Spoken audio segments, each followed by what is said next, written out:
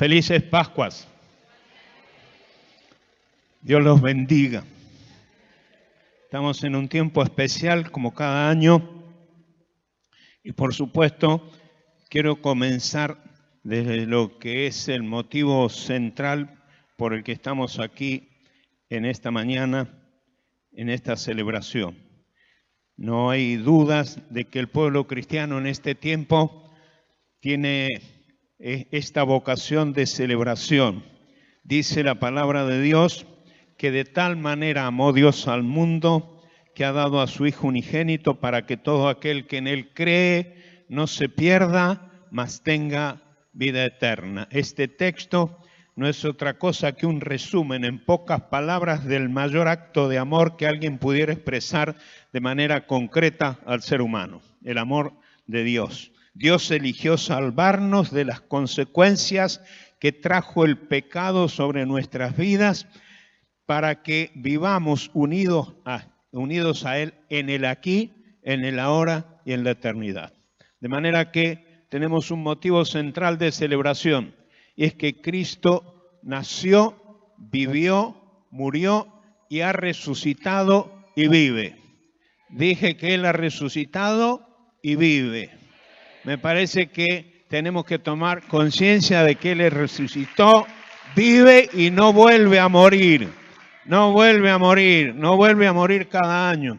Lo digo con respeto, pero mi gran pesar y consternación cuando recuerdo lo que yo vivía como monaguillo en la Iglesia Católica, que cada año nos tocaba tapar todas las imágenes con un manto violeta oscuro, color de muerte, porque supuestamente en esos días Jesús estaba nuevamente en la tumba y cuando resucitaba volvíamos a sacar los paños. Esa es una aberración no solo teológica, sino que es una aberración y es una falta de respeto a lo que es la realidad que ocurrió. Él murió, pero resucitó, está vivo y no vuelve a morir.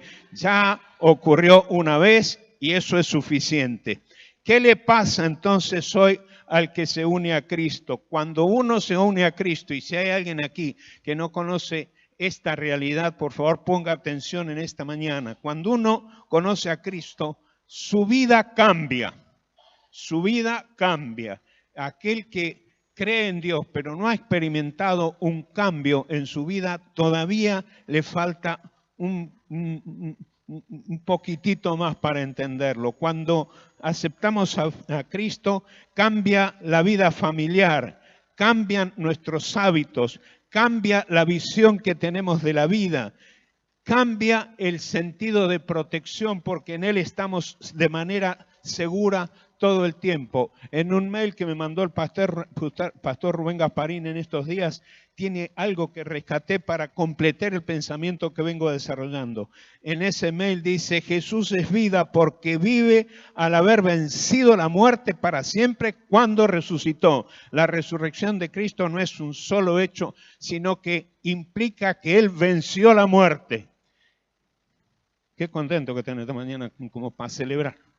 Dije que Él venció la muerte, porque la Biblia dice que no hay remisión de pecados si no hay muerte. Y Él lo hizo por nosotros, de manera que en su resurrección ganó la vida, venció la muerte y nos dio a nosotros la bendición de no morir como consecuencia del pecado. En este mail dice: es vida que se entrega por el prójimo. Jesús, y en su resurrección, es vida que perdona sin mirar los errores de aquel que se arrepiente. Es vida que ama a todo aquel que le acepta sin distinción. Es vida que acompaña con poder al enfrentar las contingencias de la vida. Es vida para vencer nuestros conflictos internos. Es vida para sostener una familia como Él la concibió. Es vida que da esperanza cuando todo parece derrumbarse. Es vida que trae gozo en medio de la tristeza. Es vida que consuela en medio del dolor. Es vida que viven todos aquellos que lo siguen con fe. Lo importante entonces es que hoy decidas ser un seguidor de Cristo para tener todos estos beneficios a tu favor. ¿Hay alguien aquí en esta mañana que dice, yo todavía no lo tengo? Pues esta es tu oportunidad. Jesús dijo, yo soy el camino, yo soy la verdad y la vida. Nadie viene al Padre sino a través de mí.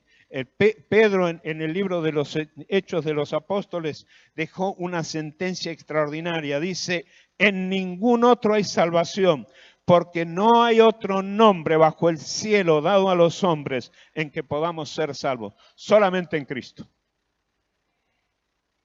Padre, en el nombre de Jesús, yo oro en este momento y quiero convidar a todos, invitar a todos a unirse a esta oración. Padre, yo oro que realmente en esta mañana, si hay alguien aquí que no ha conocido a Cristo como Señor y Salvador de su vida, tú extiendas tu mano, lo toques, lo bendigas, le llames a la reflexión y por el Espíritu Santo le convenzas para que Él llegue a entregar su vida a Cristo. Él o ella, quien esté aquí en esa condición. Pregunto en el nombre de Jesús. Hay alguien en esta mañana que dice, yo no conocía que Jesús tiene todo eso para mí y lo quiero tener para mí. Donde está, levante su mano y digo, yo lo necesito. No alcanzo a ver bien, pero si hay alguna mano levantada, simplemente quiero decir que Dios te bendiga. Y si en este momento, por alguna razón, no levantas la mano y lo querés recibir esta bendición, lo podés hacer cuando termine la reunión, acercándote a cualquiera de los pastores o cualquiera de los hermanos que ya conoce a Cristo. Permítame seguir por un momentito con esta reflexión. Porque tengo la impresión de que la Semana Santa tiene más cosas que el hecho central que celebramos. Pero hay muchas más cosas. Se cuenta que había un hombre, hace muchos años atrás, que solamente asistía al culto en la iglesia, en el culto de Semana Santa. En la primera oportunidad que él asistió, escuchó con mucha atención aquel relato donde se dice que Judas condujo a los soldados romanos para que atraparan a Jesús y desde allí en adelante ocurrieron todos los acontecimientos que culminaron con la crucifixión. Eso le ocurrió el primer año. El segundo año, como él iba para Semana Santa, volvió a ir al culto de Semana Santa y volvió a escuchar el mismo relato que indicaba que Judas guió a los soldados para encontrar a Jesús y lo capturaron para llevarlo a juicio que terminaría condenándolo a morir en la cruz. Un tercer año, como ya era costumbre para él, el hombre volvió a ir al culto de Semana Santa. Por tercera vez volvió a escuchar el mismo relato. Sorprendido el hombre de que la misma historia se repitiera de año a año, dijo, el problema de este Jesús es que todos los años se esconde en el mismo lugar.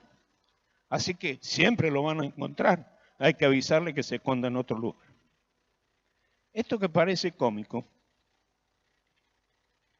simplemente deja en descubierto que en Semana Santa los cristianos solamente ponemos el énfasis en un solo hecho sumamente importante, el más importante, por supuesto no hay otro, la crucifixión y la resurrección del Señor.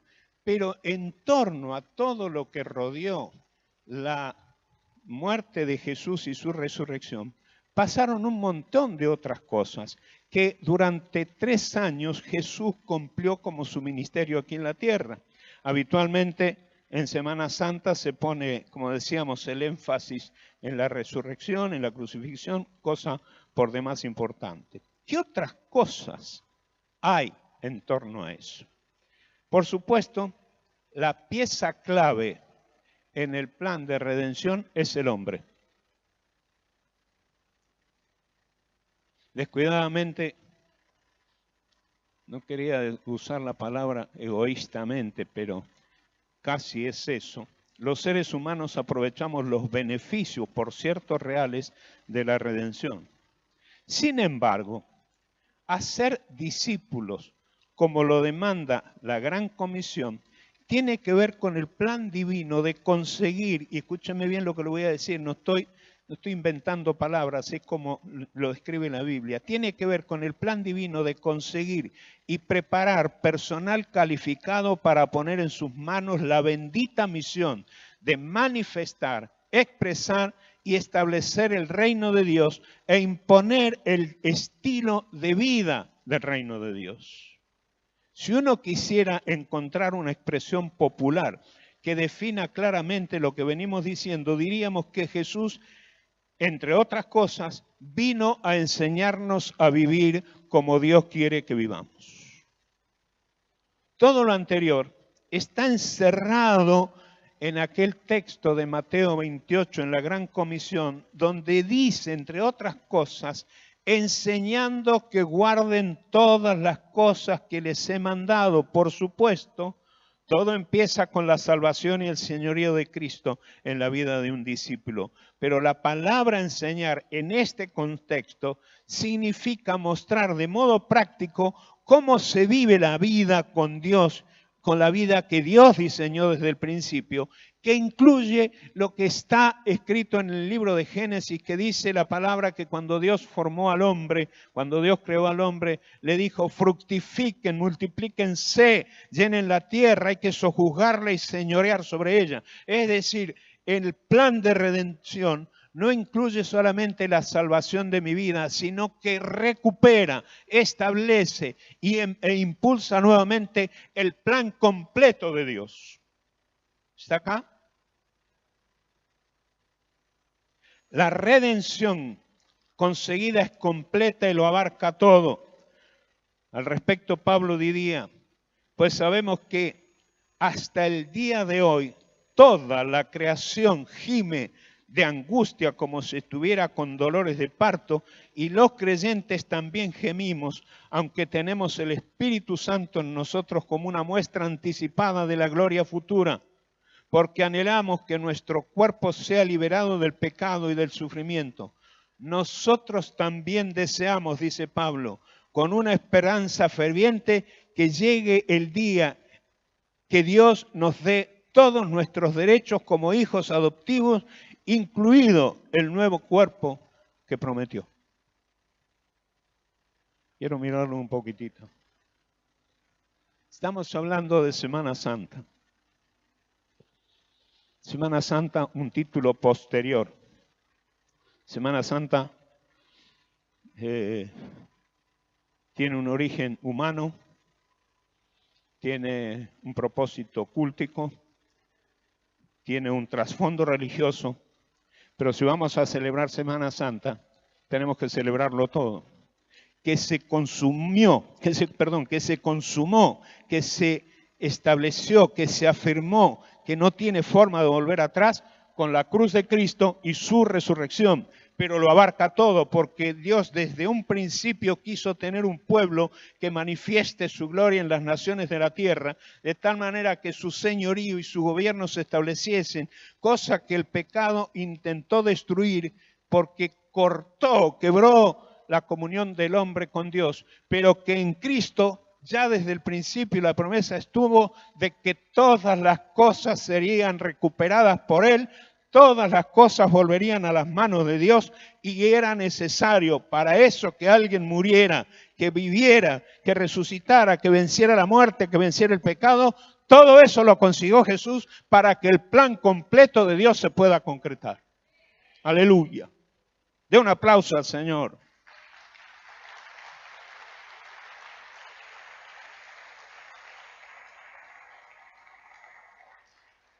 Todas las acciones de Jesús durante los 3 años que duró su ministerio eran parte del mismo plan que culminó con la cruz y la posterior resurrección.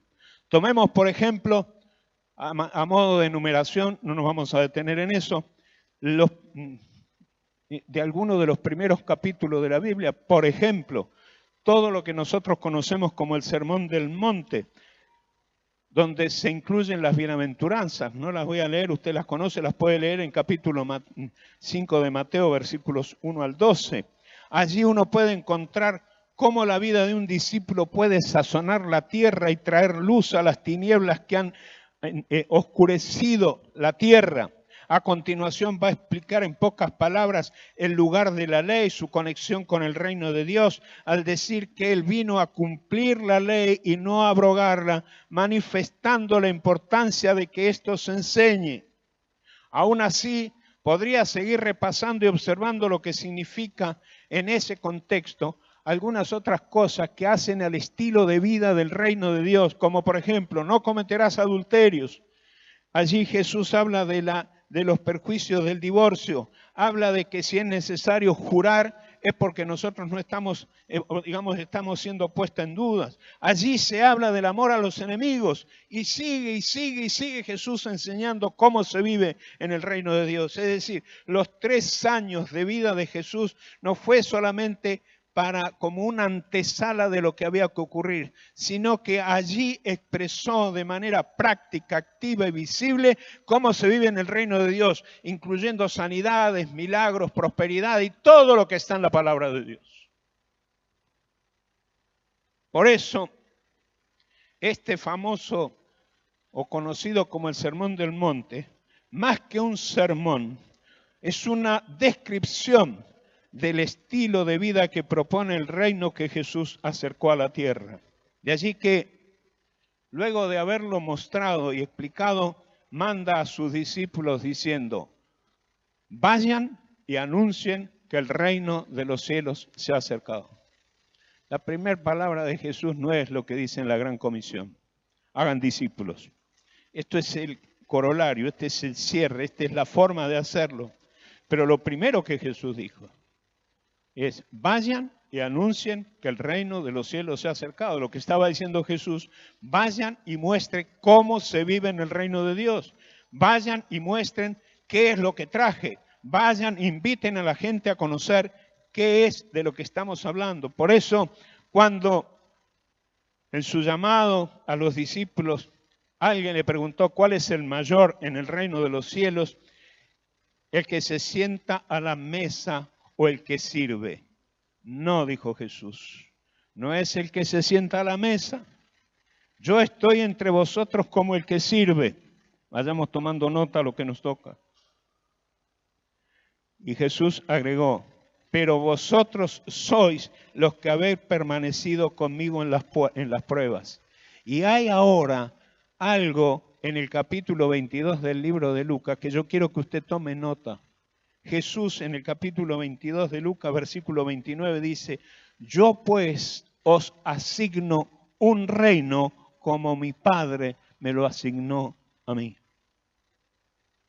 para que comáis y bebáis a mi mesa en mi reino y os sentéis en trono juzgando a las 12 tribus de Israel. ¿Usted puede dimensionar esto? ¿Puede dimensionar esto? Dice, pastor, ¿y qué tiene que ver esto con Semana Santa? Es parte del plan. Es parte del plan. Es parte de lo que Dios se propuso hacer. La cruz y la crucifixión son el sello que confirma para siempre este plan. En medio de ese plan, la iglesia. La iglesia, una parte clave en el plan. Jesús dijo, yo edificaré mi iglesia. Perdón, ¿están acá, hermano? Ah, muy bien. Digo, porque por un momento me siento solo. No, esta pausa es para que usted respire, porque viene algo muy importante. Jesús dijo, yo edificaré, ¿qué cosa?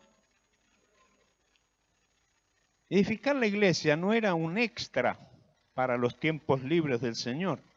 Era parte del plan diseñado en el cielo por el Padre. En el plan global de Dios, la iglesia es la agencia encargada de ejecutar el perfecto plan de Dios.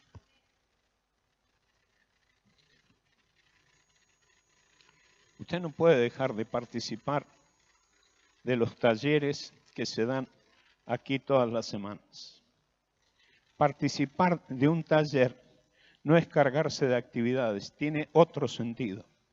Usted no va a entender lo que acabo de decir si usted no crece en el entendimiento de lo que enseña la palabra de Dios.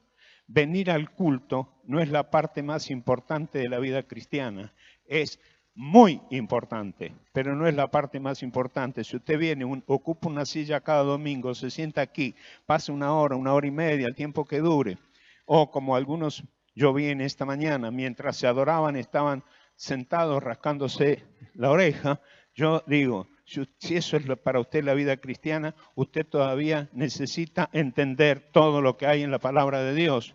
El asistir al culto es una de las partes claves de la comunión cristiana, de la adoración comunitaria y de venir y recibir palabra de Dios. Pero usted tiene que aprovechar todo lo que se da porque estamos construyendo legado. Construir un legado no significa que se nos haya ocurrido ahora algo novedoso. Construir un legado es simplemente ajustarnos al plan completo de Dios que tiene incluida la muerte y resurrección de Cristo como un sello, como una firma de que Dios no va a cambiar su propósito.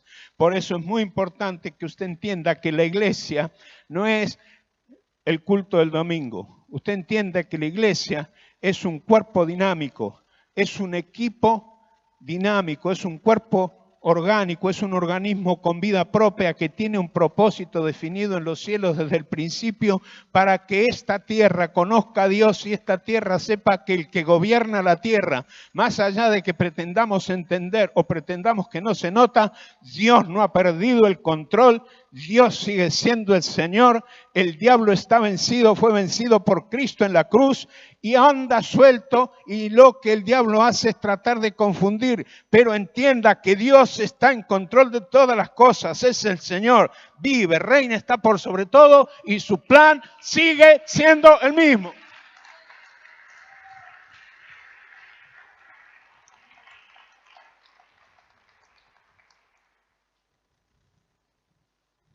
La iglesia no es un club, no es un centro de distracción y entrenamiento, sino un equipo dinámico, un organismo con vida propia, interconectado de manera inseparable entre los miembros de la misma, teniendo como responsabilidad primaria el alto objetivo de establecer el gobierno de Dios en esta tierra y exaltarlo a Él como Rey.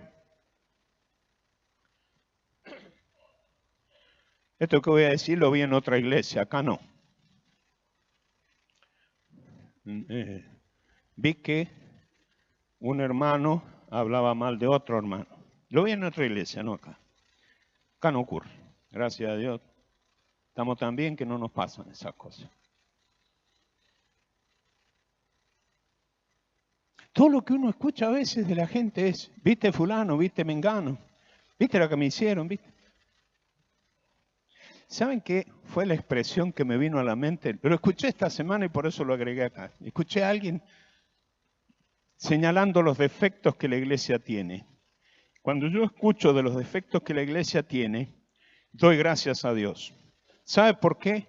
Porque me doy cuenta que no estoy entre extraterrestres, me doy cuenta que estoy entre gente igual que yo, que cometo muchos errores, me equivoco mucho y muchos tendrán muchas cosas que señalar que yo hice mal. Por supuesto, lo mismo que yo tengo para señalar en cada uno de ustedes. Entonces, cuando yo escuché las cosas que la iglesia hace mal, me vino esta expresión: encontrá algo bueno en tu hermano. Encontrá algo bueno en tu hermano. Si quisiera decirlo de manera más general, diría, encontrá todo lo bueno que tiene tu hermano. Cuando mires a alguien y te molesta por las cosas que hace mal, trata de encontrar lo bueno que hay en tu hermano, porque seguro lo tiene.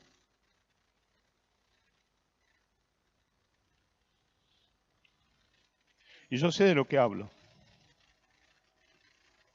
Porque hay gente que me ha perturbado la vida haciendo las cosas mal. Hace muy poquito me ocurrió algo. Pero cuando me ocurrió dije, ¿para qué está esta persona en la iglesia? Si tiene su casita en el cielo, ya podría ir el Señor enviando un ángel y que se lo lleve. Claro, a mí me pasa, a usted no le pasa nunca. ¿Cuántos saben que tienen una casita en el cielo? ¿Tan poquitos? ¿Sabes cuál es el título de propiedad de esa casa? ¿Dónde está el título de propiedad de esa casita que tienen en el cielo? En la salvación que Dios te ha dado. Así que todos tienen una casita, todos tenemos una casita en el cielo. ¿Cuántos tienen ganas de ir a visitar esa casita? ¿Ahora?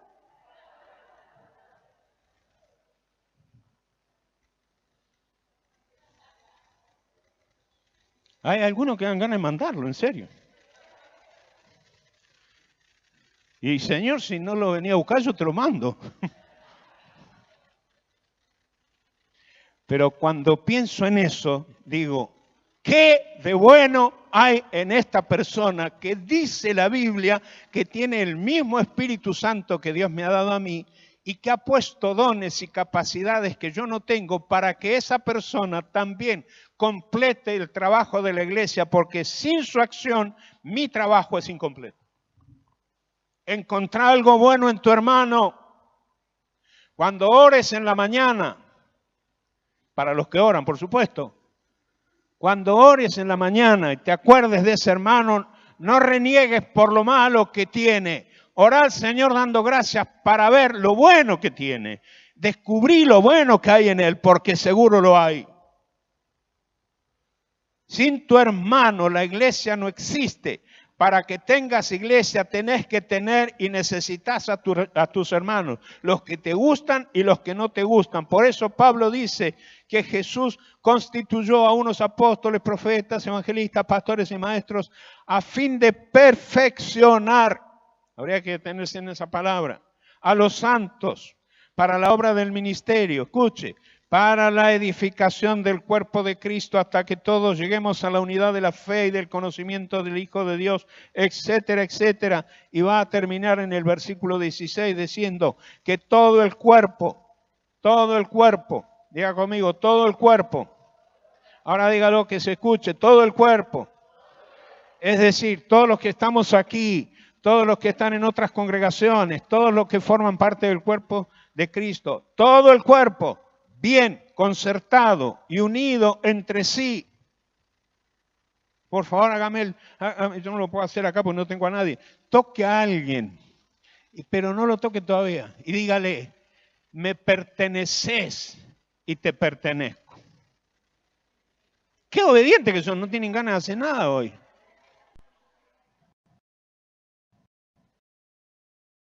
Porque tu hermano es parte del mismo cuerpo del que sos parte vos, mi hermano. Todo el cuerpo, bien concertado, es decir, están bien encajados. Hay una versión que dice, estamos bien encajados, todas las partes bien encajadas y unidos entre sí por todas las coyunturas, dice que se ayudan mutuamente. Según la actividad propia de cada miembro, es decir, según lo que te toca hacer en el cuerpo. Mi ojo no puede hacer lo que hace mi oreja, ni mi nariz, ni mi boca, ni mi mano, pero todos son necesarios. Me estoy metiendo en un tema que me apasiona, pero no voy a quedarme ahí. Según la actividad propia de cada miembro recibe su crecimiento para ir edificándose en amor. Fíjese cómo dice la Nueva Traducción Viviente. Él hace que todo el cuerpo encaje perfectamente y cada parte, al cumplir su función específica, ayuda a que los demás se desarrollen. Entonces todo el cuerpo crece, está sano y lleno de amor. ¿Qué tiene que ver con la Semana Santa, pastor? Es que cuando Jesús dijo, yo edificaré mi iglesia, lo que estaba diciendo, lo que traje, van a continuarlo ustedes. Para eso me hace falta la iglesia. Porque el plan redentor no se terminó el día que Jesús resucitó. Ese día se puso el sello y Él le dejó la encomendación a la iglesia. Por favor, encontrá algo bueno en tu hermano. Tus hermanos tienen muchos defectos, pero son iguales a los tuyos. Es decir, la misma cantidad de defectos que podemos encontrar en nuestros hermanos están en mí. No invierta tiempo en observar el error de los demás. Sé de bendición. Ocupate de la parte que te corresponde, que es tu asignación. Haciendo eso, ayudarás a los demás para que se desarrollen. Entonces todo el cuerpo estará sano y lleno de amor. ¿Qué tiene que ver con Semana Santa? No tiene que ver con Semana Santa, tiene que ver con el plan de Dios. Como parte del plan de Dios, Jesús, durante su tiempo aquí en la tierra, también nos enseñó que hay una oposición feroz para la iglesia. Pero el enemigo de nuestras almas, dice la Biblia, ya fue vencido en la cruz. Eso es parte de esta celebración. Desde el principio hubo y sigue habiendo un enemigo que pretende impedir la concreción del establecimiento del gobierno divino. Jesús, hablando de eso, dijo: el ladrón viene para hurtar, matar y destruir. Pablo agregaría, quien más adelante nos enseñó lo que voy a mencionar ahora, pero en 2 Corintios capítulo 10, versículo 4 dice que las armas de nuestra milicia, lo que estoy diciendo es que en esta celebración del plan de Dios que tiene como clímax la muerte y la resurrección, también se nos enseña que nosotros somos parte del ejército de Dios. De manera, hoy está muy de moda la palabra militar. Nosotros militamos, vos militás, yo milito, todos militan. Pero Pablo dice que nosotros militamos en el ejército de Dios y dice que las armas de nuestra milicia no son carnales, sino poderosas en Dios para la destrucción de fortalezas. Y eso no tiene el título de guerra espiritual, eso tiene el título de una guerra de reinos en que el reino de los cielos ya venció.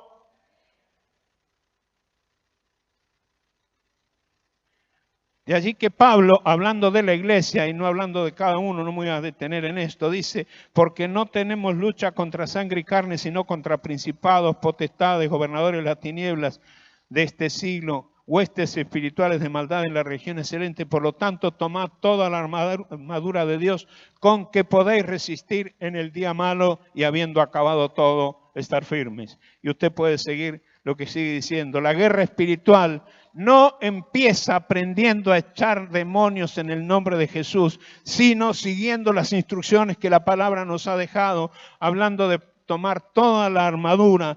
Defiendan su posición poniéndose el cinturón de la verdad, la coraza de justicia. Pónganse el calzado de la paz que proviene de la buena noticia, a fin de estar completamente preparados. Además de todo eso, levanten el escudo de la fe para detener las flechas encendidas del diablo. Pónganse la salvación como casco y tomen la espada del Espíritu, la cual es la palabra de Dios. Oren en el Espíritu en todo momento y en toda ocasión. Manténganse alertas y sean persistentes en sus oraciones por todos los creyentes en todas partes. Lo que deseo señalar entonces es, o lo que intento decir, es que en esta Semana Santa podemos advertir que estamos involucrados en un plan de salvataje de la humanidad que ha pretendido vivir sin Dios, buscando que le vaya bien, cosa que es imposible. Nosotros somos los responsables de proclamar el único plan que puede cambiar la vida de las personas y por lo tanto la vida de las comunidades. Dios lo ha dicho, Dios lo afirma, la palabra nos lo enseña y nosotros lo creemos. Amén. La Semana Santa debe honrar y celebrar a que Cristo murió por nosotros, que ha vencido la muerte, que ha resucitado, que está vivo. Todo lo que la Biblia enseña acerca de él se reconoce y lo reconoce como Señor y Salvador, para lo cual es la salvación y todos sus beneficios. Lograr que la gente viva el Evangelio en plenitud cambia la vida de las comunidades. Dios gobernando la vida, Dios gobernando los ambientes.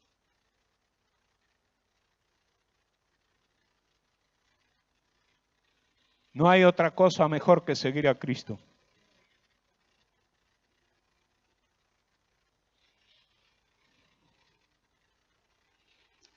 No sé si he logrado transmitir lo que quiero. Cuando alguien te diga felices Pascuas, si entendiste todo lo que esto implica, la idea es decirle, ¿comprendés el saludo que me estás haciendo? Porque cuando vos me decís felices Pascuas, me acuerdo de todo lo que la palabra de Dios enseña al respecto. Claro, yo sé, esto se relaciona con las Pascuas judías, la muerte del Cordero, etcétera, etcétera. Por eso es que me niego, esto es algo que me pasa a mí, no le tiene que pasar a usted, me niego, me resisto a pensar en esta fecha solamente en la cruz y en la resurrección, cosas que son centrales y que nunca, yo no soy, ni voy a lograr quitarle mérito. Pero no tiene ningún sentido. Esto es más o menos como la Navidad. Una vez al año nos vestimos de santito y una vez al año hacemos todo lo que hay que hacer.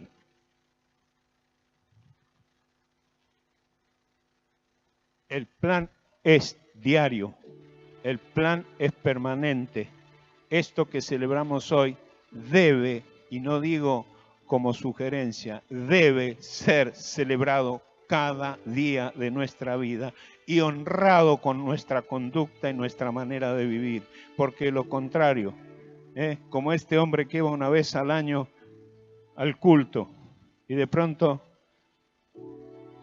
trató de entenderlo diciendo, ¿por qué se esconde siempre en el mismo lugar?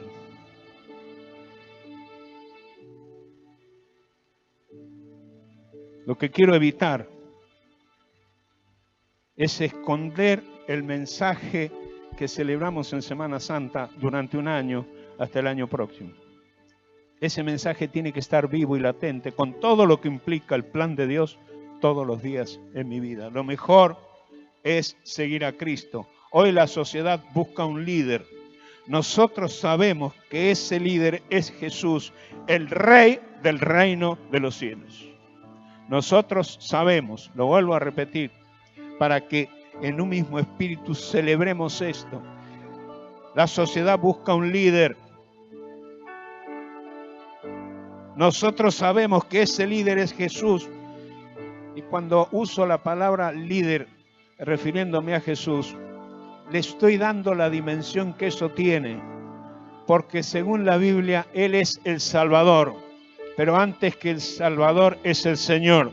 Y antes que el Señor o como parte de su señorío, Él es Dios, está vivo, reina. De manera que celebrar a Cristo es celebrarlo en todo lo que implica como líder del pueblo de Dios, como Señor del pueblo de Dios, como Dios del pueblo de Dios, el cual reconocemos como el Rey del reino de los cielos. Lo mejor que nos puede ocurrir es seguirlo a Él y convertirnos de ese modo en sus discípulos y como tal disfrutar de los beneficios de la salvación, siendo además agentes de cambio en esta sociedad, llevando el único mensaje que puede transformar las cosas, el Evangelio del Señor Jesucristo, para que todo el mundo sea salvo y tenga vida eterna. Padre, en el nombre de Jesús, hemos declarado la palabra en esta mañana. Nos gozamos en tu presencia y oramos, Dios mío, que este sentir de celebración que tenemos hoy permanezca todo el tiempo y recibas toda la gloria.